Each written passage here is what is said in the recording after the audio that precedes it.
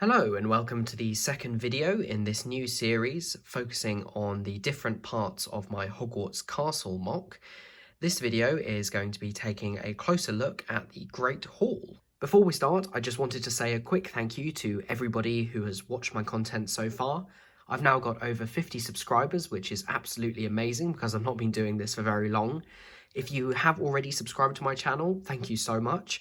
And if you like my content and you want to see more of it, then please click the subscribe button and also like the videos and click the bell icon to make sure you get notified when I put out a new video.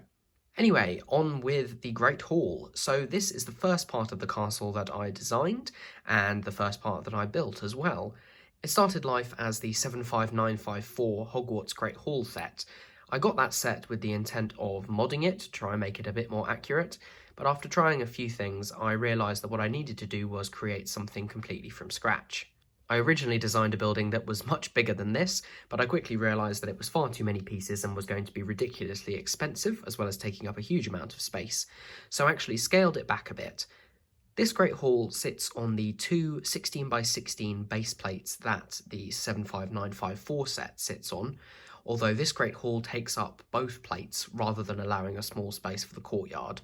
That's actually on a separate 16 by 16 base plate, which I'll talk about in a future video. When designing this, I used a lot of reference photos, mainly from the model at the Warner Brothers Studios tour. I did this because this was the easiest source to find photos from and would also allow me to build consistently throughout the castle. It also happens to be my favourite depiction of Hogwarts Castle, as it was during Half-Blood Prince. Although I tried to stick to the design of that model as closely as possible, I did use what's called selective compression when designing this. Selective compression is when you take something and scale it down, and in doing so you choose to omit certain details in order to create something which might not have every single detail but has the general overall effect. For instance, my model has only 5 sets of windows here, whereas the real Hogwarts Great Hall has 9 sets of windows. I could have included all of them, but at this scale, the 5 windows get across that impression perfectly well. For the roof, I actually went with the sloped bricks rather than plates on their sides. This is purely just done for the appearance on the outside. It's actually a very parts intensive and expensive way to do it, so I wouldn't recommend it, but I'm very happy with the result. All the towers that we've got on the end here, I tried to put in the correct place, and I think I've managed to get them in there. The one part which I did slightly cheat on was the spire at the top, and the reason for that is that it is directly taken from the large 2018 Hogwarts Castle set, and the reason for that is purely that it's such a great build, and I couldn't think of a better way to do a similar design at that scale. I'm very happy with the way this turned out, despite the smaller scale. I think that I managed to get a lot of the details in, such as the crenellations between the pillars here, as well as the pinnacles on the top, which actually use the same element as the 75954 set, but in dark bluish grey instead of tan. Moving around the hall to the front, you can see the caretaker's office off at the side. That's something that wasn't included in the basis set. And then coming around to the front, I've reused those doors, but I've actually put a larger clock piece on top and managed to make the entire entrance a lot taller and also narrower, which gives a much better impression of how the hall actually looks. And here we have the interior, which, as you can see, is set up for the Yule Ball at the moment. This is something I did just before Christmas, and I used the minifigures from the Advent calendar as well as those from the Clock Tower set in order to create the scene. And as part of this video, I am going to use the pack of parts just here in order to restore the Great Hall to its original appearance. So we'll do that now and then have a look at the interior as it was originally designed.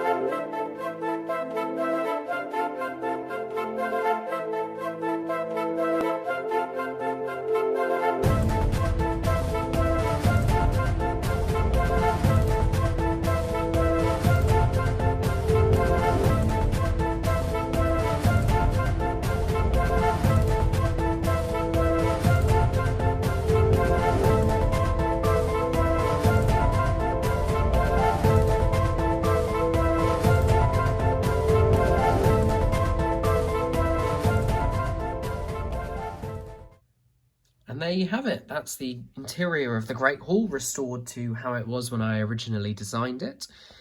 So what I was going for here was something that was a compromise between the 2018 set and something that was a little bit more accurate again to the interior. So I got rid of the fireplace on the opposite side because that would actually be on this side, which is cut away. But something that I did keep was the 2 rows of tables rather than the 4 rows. And the reason for that was simply space. There isn't enough width in here to actually put 4 in and still have space for minifigures. So I compromised by having 2, which again, selective compression, it gives you the idea without having to replicate all of them.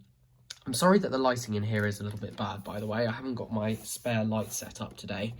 So hopefully you can see everything as I pointed out. Got at the front here, which is Dumbledore's lectern, which you first see in A Prisoner of Azkaban.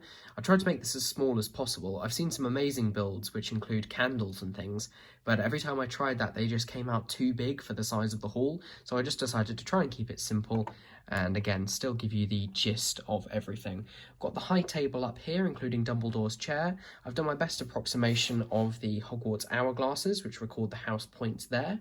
I've also found room for the Hogwarts architect statue.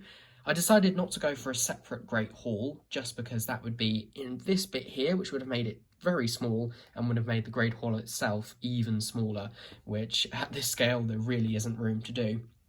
I've also managed to include the floating candles up here, which use these trans clear pieces, these bars to keep them on, which also is a convenient place for Nearly Headless Nick to be soaring above the tables.